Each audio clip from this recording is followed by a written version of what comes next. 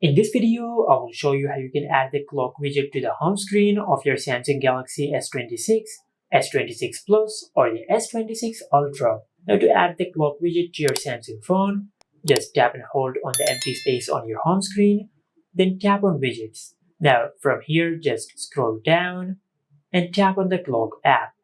Now over here, just select the clock widget which you prefer. As you can see, you have the option for alarms, analog clocks, digital clocks, and you also have dual clocks. Now for example, I will select this clock, just tap on it and tap on add.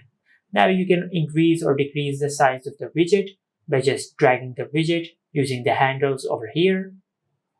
And once you're satisfied with the size of the widget, then just tap on anywhere on the screen to save the changes. Just like that.